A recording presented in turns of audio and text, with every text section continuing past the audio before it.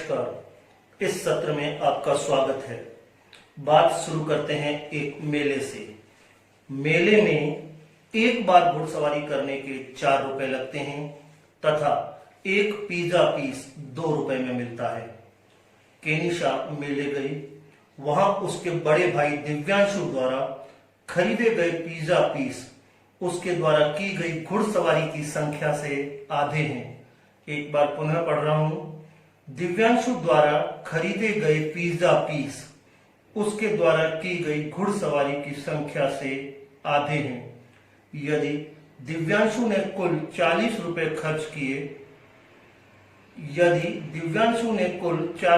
खर्च किए, तो क्या हम दिव्यांशु द्वारा खरीदे गए पिज्जा की संख्या व उसने कितनी बार घुड़सवारी की यह पता लगा सकते हैं? यदि हां तो कैसे? आइए यह जानने की कोशिश करते हैं। पहली परिस्थिति को देखिए। दिव्यांशु द्वारा खरीदे गए पिज्जा पीस उसके द्वारा की गई घुड़सवारी की संख्या से आधे हैं। अर्थात उसके द्वारा खरीदे गए पिज्जा पीस उसके द्वारा कितनी बार घुड़सवारी की गई, इससे पिज्जा पीस की संख्या आधी है। इस परिस्थिति में अनेक हल बन सकते हैं। जैसे यदि घुड़सवारी 2 बार की तो पिज्जा पीस 1।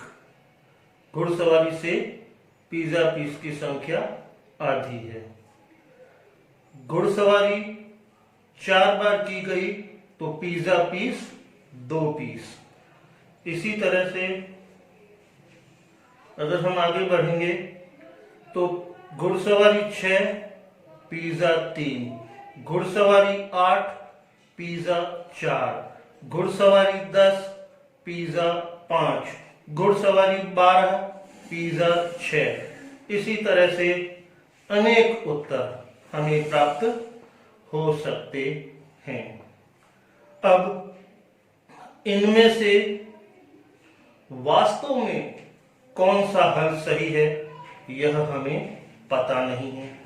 अतः अब हम अज्ञात राशियों का उपयोग करेंगे जिन्हें चर के नाम से जाना जाता है। एक बार फिर हम अज्ञात राशियों का उपयोग कर रहे हैं जिन्हें चर के नाम से जाना जाता है। माना दिव्यांशु द्वारा घुड़सवारी x बार तथा उसके द्वारा खरीदे गए पिज्जा पीस की संख्या y। यहां x और y दोनों ही संख्याएं हैं, ऐसी संख्याएं जिनका मान हमें ज्ञात नहीं है। जैसे यदि मैं आपसे पूछूं कि मेरी जेब में कितने रुपए हैं, तो आप कह सकते हैं कि सर आपकी जेब में x रुपए हैं। सॉरी। चर x का उपयोग हम दिव्यांशु द्वारा घुड़सवारी की संख्या के लिए कर चुके हैं, इसलिए x को छोड़ें।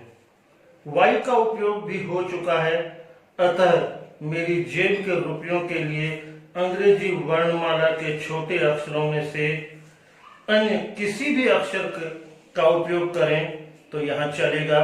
जैसे सर आपकी जेब में z रुपए हैं। सामान्यतया चरों के लिए x, y, z, a, b, c, p, q, r आदि का उपयोग किया जाता है।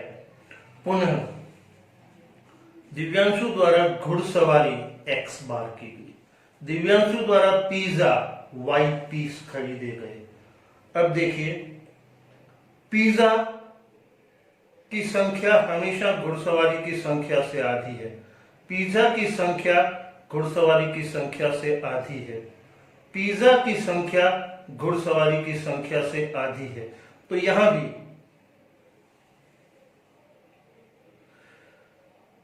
पिज्जा की संख्या बराबर घुड़सवारी की संख्या से आधी। 2 का भाग लगाया तो आधा हो गया। या इसी को हम ऐसे भी लिख सकते हैं, x, ये भाग में 2 था, इधर जाएगा तो गुणा हो जाएगा, 2y। दोनों ही समीकरण एक ही है। पिज्जा की संख्या घुड़सवारी की संख्या से आधी बोलो, या घुड़सवारी की संख्या पिज्जा की संख्या से दोगुनी बोलो। ये हमें हमारी जो परिस्थिति थी उस परिस्थिति को निरूपित करने वाला एक समीकरण मिल गया है। जो हमारी मूल परिस्थिति थी, ये पहली परिस्थिति, ये जो पहली परिस्थिति है हमारे पास जो 2 लाइन में थी, इस पूरी परिस्थिति को हमारे एक समीकरण में, इस छोटे से समीकरण में उसको समाहित कर लिया गया है। और इस समीकरण को हम कहते हैं, समीकरण कहेंगे, नंबर दे देते हैं समीकरण नंबर 1। तो हमारी पूरी परिस्थिति, अब हमने क्या किया, प्रथम परिस्थिति को बीजीय रूपांतरण दे दिया, बीजीय रूप में व्यक्त कर दिया है। अब दूसरी परिस्थिति पैसों से संबंधित है, इसलिए हमें अधिक सावधान रहना होगा। देखिए, एक बार घुड़सवारी करने के 4 रुपए लगते हैं तथा एक पिज्जा पीस 2 रुपए में मिलता है। घुड़सवारी 4 रुपए, पिज्जा पीस 2 रुपए। और वास्तविक परिस्थिति है, दिव्यांशु ने कुल 4 रुपए खर्च किए, 40 रुपए खर्च किए। दिव्यांशु ने कुल 40 रुपए खर्च किए। ये वास्तविक परिस्थिति है जिसका हमें हिसाब लगाना है। तो आइए हिसाब करते हैं। घुड़सवारी और पिज्जा दोनों का खर्चा कुल 40 रुपए होना चाहिए। तो यदि वह घुड़सवारी एक बार करता है, एक बार घुड़सवारी के लगे 4 रुपए, 40 में से 4 रुपए गए, पीछे बचे 36 रुपए। 36 रुपए के आएंगे 18 पिज्जा। तो इस प्रकार 40 रुपए पूरे। 2 बार घुड़सवारी करता है तो 4 × 2 8 रुपए घुड़सवारी के लगे, पीछे बचे 32 रुपए। 32 रुपए के 16 पिज्जा आएंगे, 2 रुपए का एक पिज्जा है। इस प्रकार 40 रुपए पूरे हुए। 3 बार घुड़सवारी करता है तो 12 रुपए घुड़सवारी के हो गए और 28 रुपए बचे। 28 रुपए के 14 पिज्जा आ गए और इस प्रकार 40 रुपए पूरे हो जाते हैं।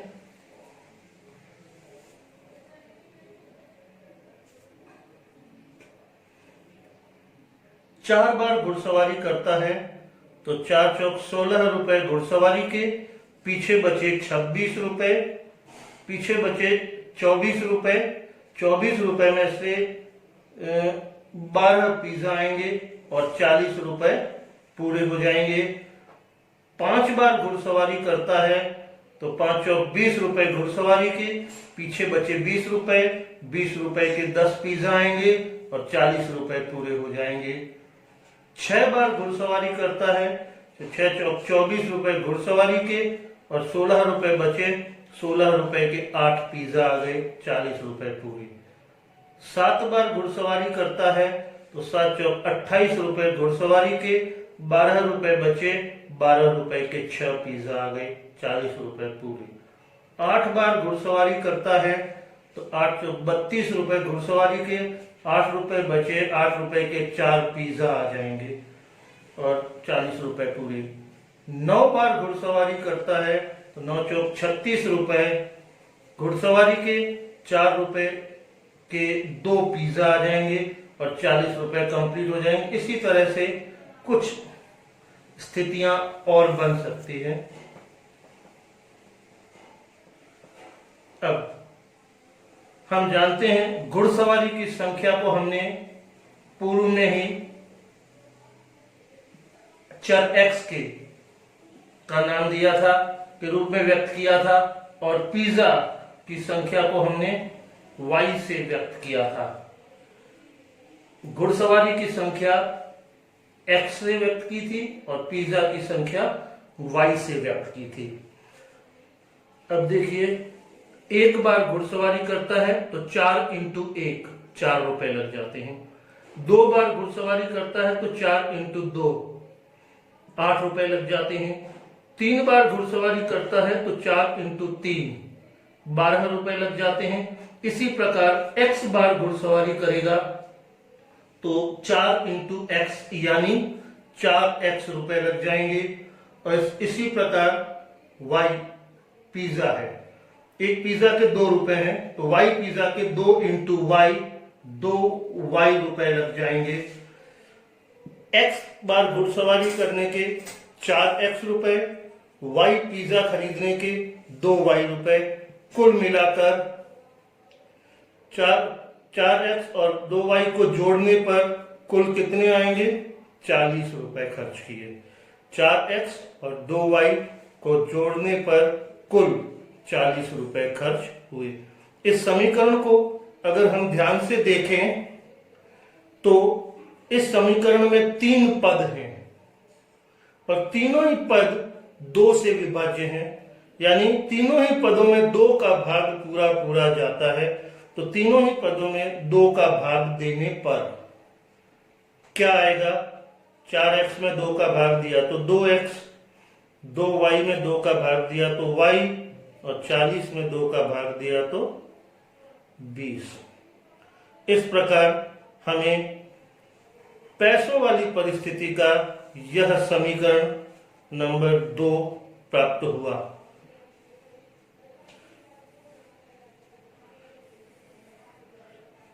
पैसों वाली संपूर्ण परिस्थिति इसके अंदर आ गई है।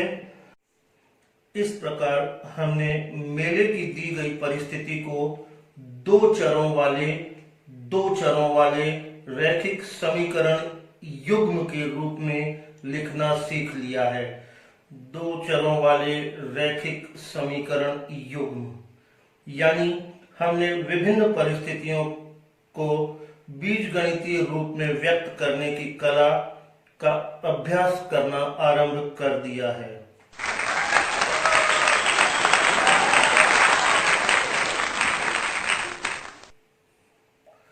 दोनों परिस्थितियों के आंकड़ों पर नजर डालें तो एक स्थिति कॉमन है जो दोनों परिस्थितियों में उपलब्ध है। 8 बार घुड़सवारी और 4 पीस पिज्जा। 8 बार घुड़सवारी और 4 पीस पिज्जा।